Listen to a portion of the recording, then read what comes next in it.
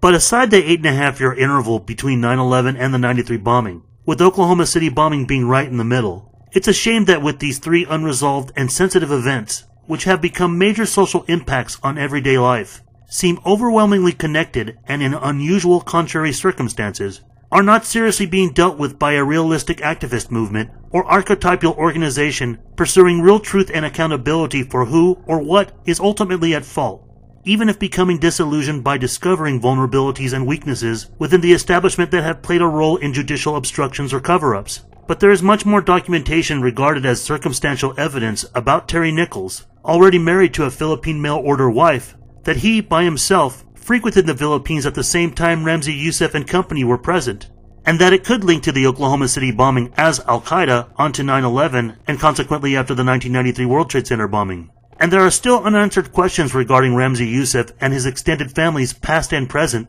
that we don't have enough time to cover their whereabouts, even though we've covered quite a bit of controversial links from him and his family of greater infamy. But separate from the many unanswered questions around Timothy McVeigh and the OKC bombing, a scenario of Ramzi Youssef and Terry Nichols crossing paths and networking is highly unlikely to most Americans. But when considering the 2 years of terrorist activities Youssef carried out as a fugitive after the 93 bombing throughout the Philippines, Thailand, Iran, and Pakistan, as with being contracted to assassinate Benazir Bhutto in 1994, only 2 assassinations have been attributed to the so-called Al-Qaeda organization. Ahmed Shah Massoud, the leader of the Northern Alliance in Afghanistan 2 days before 9/11, and then tragically with Benazir Bhutto in 2007.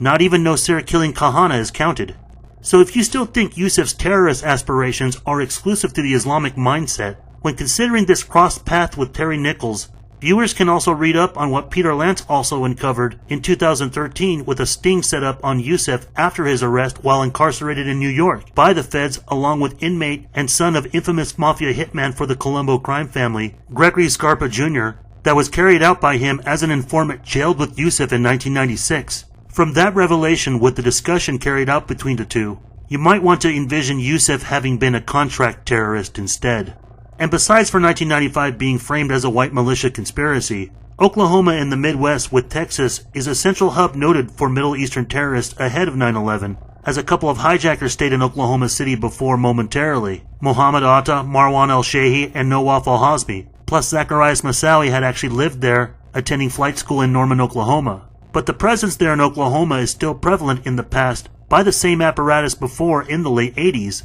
with Wadi al-Haj, who was living in Texas at the time, met with Mahmoud Abu Halima at an Islamic conference in Oklahoma, where it is said that Abu Halima told al-Haj to buy a .38 caliber revolver for him and that it was the same one that Nosir used to kill Meir Kahana. And Oklahoma seems to be more like the crossroads or central point, because also take notice of who resides in Texas. Like Youssef's close friend, Abdul Hakim Murad. Not only did he receive pilot training more than any 9/11 hijacker, he had also trained in San Antonio and is completely in the middle of the Bojinka plot, where then, after the Oklahoma City bombing, he admitted verbally April 19, 1995, and in writing, that Ramzi Youssef's Liberation Army was responsible for the Oklahoma City bombing. Liberation Army is the same title Nadal Ayad had left as a phone-recorded message taking blame for the 93 bombing. And then there's Husseini al-Hussein, the supposed Iraqi that's the focus in Jana Davis's book, The Third Terrorist. Regardless of her marginalizing other competing theories about the Oklahoma City bombing,